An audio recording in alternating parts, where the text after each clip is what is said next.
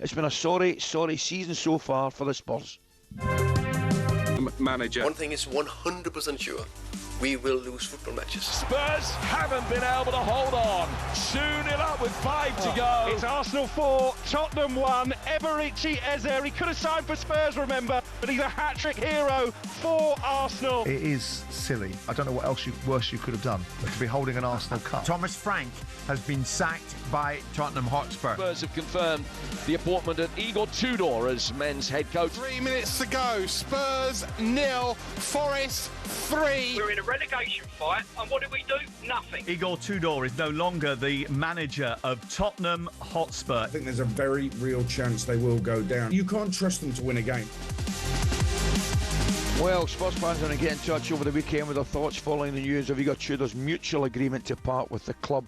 One of those is Nick, who has given us his suggestion for who they should appoint next. I think if it was based on pros like yourself, or sort of what we would consider old pros, old English pros, for some reason, I just don't think someone like a Van der Ven, a Romero, a Vicario, these sort of players are going to be the sorts of guys that react to a manager like Redknapp. Who would you think then? Well, I think there's only one name. I don't know if it's that popular, but look, this is the criteria. They've got to unite their fans. They've got to get respect from the group. And they've got to go in and hit the ground running. And that means they have to know the group. And if you look at it at those 3 points, it has to be Ange Postecoglou. Oh. Right, it's not happening, right, Gab? We accept that. However, before you and I to delve into the problems that Spurs have had, I don't care what MD says. I still think it was a mistake to sack him. Agreed. As I mean, And I know some of the Spurs fans will come in and say he had to go, third bottom, fourth bottom, whatever it was. I think it was 6th, He 15th sacrificed games, though, didn't he? Absolutely. And he actually gets you into the Champions League. Exactly. He wins something that you haven't done, I don't think, since whatever it was, 2008. It might have been League Cup, whatever it was, I can't remember. And then you get rid of him, and it's been an absolute disaster. Disaster since. Disaster, Ali. Ali, what's hilarious, and we said it earlier on in the show, when Spurs finally named their new manager, they will have had more managers this season than home league wins since the start of May last year. You're winding me up. Nope. Give me that again. When Spurs named their new manager, they will have had more managers this season than home league wins since May last year. Winless in 13 Premier League games, lost 10 home games in the league, Ali. 54 home defeats, Ali, since April 2019 when they moved into the new stadium in all comps. But, Ali, let me just read something out for you, mate. This sums Spurs up right. Sack the manager who won your first trophy in nearly 20 years. Lost Maddison for the season. Lost the Super Cup on penalties from 2-0 up in the 85th minute. Top transfer target Eze chooses their arch rivals who went on to score 5 goals against you. Team was booed off as early as August. Daniel Levy stepped down, so the fans thought they'd win the league. Their manager drank from a cup with their arch rivals logo on. Romero having not 1, not 2, but 3 public outbursts. Meanwhile, Van der Ven offered out an away fan. Appointed a bloke called Tudor, who has never managed in England, suffered 6 successive league defeats for the first time in club's history. Macclesfield have beaten more Premier League teams than Spurs in 2026. Subbed in a keeper, only to sub him off after 17 minutes. Must-win game. They cancelled a protest for a victory parade, and you get beat 3-0 by Nottingham Forest. Reappointed Fabio Paratici, then moved on after 4 months and signed more players from Fiorentina in those 4 months than he did for Tottenham. Victims, Ali, of 20% of Nottingham Forest's Premier League goals. It's incredible, mate. I mean... Dear Lord. Do you know the best thing, Gab? I promise you. You mentioned it right at the start, and I was at both games. You mentioned the game against PSG in the Super Cup, right? Yeah. And then it might have been a week, 10 days, I can't remember. They were brilliant at the Etihad against Manchester City. Yep. I mean, brilliant. And I'm thinking to myself, they were well ahead against PSG, and then obviously come back and lost that game. But I'm thinking that level of performance, very impressive. And then I thought equally against City, and I'm thinking maybe they just turned a corner here, maybe. But the decline and the drop in standards has been, I just think it's been absolutely incredible to watch. It really, really has.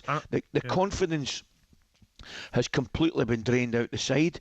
Now, I mentioned to you before, the Liverpool game away aside, and probably the home game against Atletico Madrid, where you would argue the tie was finished. Apart from those two games, one or two players aside, I would absolutely exclude Archie Gray. Yes. 100% I would. But the rest of them, disgrace. They don't look as though they're up for a fight. And I'm hearing Van de Ven coming on and saying, "Oh, you better believe we are. We're what? Show us. Show us." You play Forest, biggest rivals. Yeah. Must not lose. The fans are outside creating an atmosphere. They're smoking outside, Ali. It's as if like you win the game and you get Champions League football, or you win the league. That's what the atmosphere was like before the game. It's a relegation battle. You lose 3-0. The tactics of the manager. Because when we go there, we go to Tottenham and we always have a bit of crack with the fans. One of the shows we do in the morning with TNT, we have a bit of crack with the fans before the game, and they're brilliant. I mean, they love their football, but it's as if there's a kind of resignation. You know what I mean? It's as if this is where we are. You know, and it doesn't look as though we're going to get out. You know, there's a kind of, I don't know, kind of sadness about the place. And the problem is, Ali, with these group of players, right, their next 7 games, right, Sunderland away, we know what their record's like at the Stadium of Light. Yeah. Pressure's off Sunderland. They can relax. Just went and beat Newcastle at their place. So that's going to be a tough game. After that, Ali, Brighton at home. What are Brighton fighting for? European places. Something on that game. Wolves away is next. You've seen what Wolves have done in the last 6-7 games. They've picked up. They've got nothing to lose. Arsenal beat Liverpool. Absolutely. They're fighting for pride as well. Nothing to lose. Tough game. Then you've got Aston Villa away, fighting for Champions League places. All to play for in that game for Aston Villa. After that, you've got Leeds at home. Relegation battle. They'll still be in it. Leeds are going to be coming to the Spurs Stadium thinking we have to get something out of this game. Then you've got Chelsea away, where we know they lose to Chelsea. That's no question, especially away from home. And Chelsea fighting for Champions League positions. Last game of the season, Everton at home. Everton will be fighting for European football as well. So every game has got something on it. Gav, I'm looking at it right now, right? And I keep saying, 5-6 weeks ago, I'm saying to myself, Spurs are in trouble, but I'm not really believing it. Exactly. I'm now at the stage, I think they're favourites to go down. 100%. Along with the other two, obviously. But, you know, in terms of the ones that are fighting for the second West Ham play Wolves, don't they, on a Friday night? And then it's Spurs away to Sunderland. So by the time they kick off, they could be in the bottom 3. Cool. Maybe they even crumble even more, rally when they're in the relegation zone. I know, mate. I feel Nottingham Forest have got favourable games left. I think Forest will be out of it. They look as though they've got something. Yes, you know they what have. Yep. I mean, particularly in recent weeks, they look at something about them. It was interesting. Funnily enough, their ex-manager was on at the weekend. He was on with Johnny. I was listening to it. It was a brilliant show. And Dyche was in talkSPORT, as I said, on Saturday. And he was asked whether he's been approached. Here was his very light-hearted response. According to social media, obviously you were in London last night. Brilliant. Talking to Spurs. That was brilliant. Honestly, I was in the pub just up the way, near my place I've got down there. And this guy goes, you meant to be in talks with Spurs tonight. And well, I'm standing next to you having a pint of Guinness. So I said, it's unlikely. I said, at least you work for Spurs and they're in the 7 Stars pub having a pint of Guinness. I said, it's highly unlikely. No, I'm not. I'm with you, mate, and I'm on talkSPORT. That's what I'm doing.